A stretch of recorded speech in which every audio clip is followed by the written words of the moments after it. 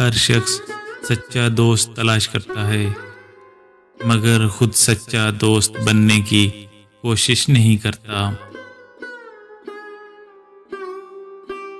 اکیلے رہنا، اکیلے لڑنا اور اکیلے جینا سیکھو، یہ دنیا کسی کی نہیں۔ منافق کی ہمدردی دشمن کی تلوار سے زیادہ خطرناک ہے۔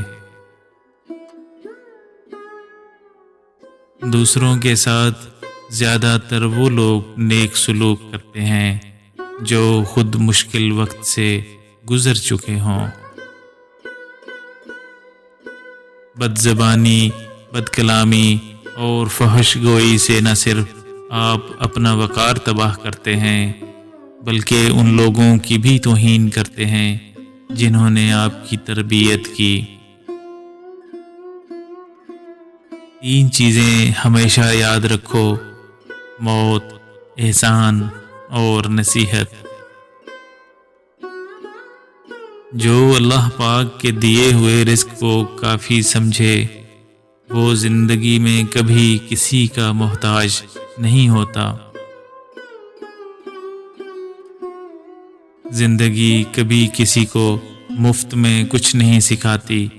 جب کوئی کہتا ہے کہ مجھے زندگی نے یہ سکھایا ہے تو یقین کریں کہ اس نے اس کی بہت بڑی قیمت ادا کی ہوگی۔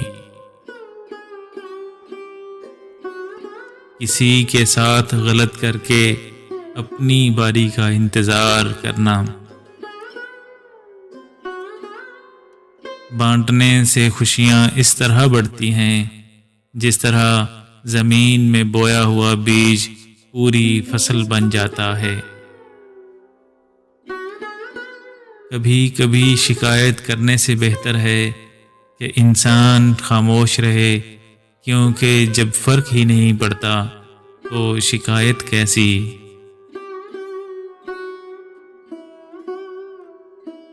بد دعا صرف اخلاق نہیں ہوتے، جس کو دکھ تو اس کی آہ بھی بد دعا بن جاتی ہے، اور اللہ پاک بہت انصاف کرنے والا ہے۔ برائی ہنستی ہوئی آتی ہے اور نیکی روتی ہوئی جاتی ہے۔ اخلاق وہ چیز ہے جس کی کوئی قیمت ادا نہیں کرنی پڑتی۔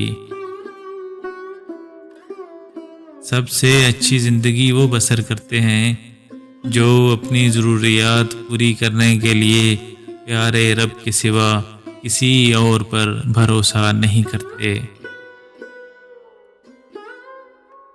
میں نے غلطی کی، اس پاک رب نے پردہ ڈالا، میں نے سجدہ کیا، اس پاک رب نے تھام لیا۔ علم اس وقت تک حاصل نہیں ہوتا جب تک کوئی عطا کرنے والا نہ ہو۔ جب تمہارے پاس کسی قوم کا سخی مرد آئے تو اس کی تکریم کرو۔ دل پر نگاہ رکھو تاکہ اس میں کسی غیر کا دخل نہ ہو۔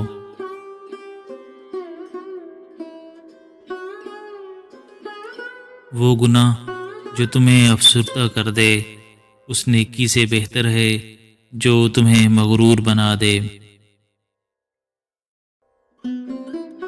اس کی رحمت پر نگاہ رکھی جائے تو سب خوف ختم ہو جاتا ہے، خوف آخر مفروضہ ہی تو ہے۔ تمہارا کوئی گناہ تمہیں اتنا نقصان نہیں پہنچا سکتا جتنا کسی مسلمان کی بے عزتی اور تذلیل پہنچا سکتی ہے۔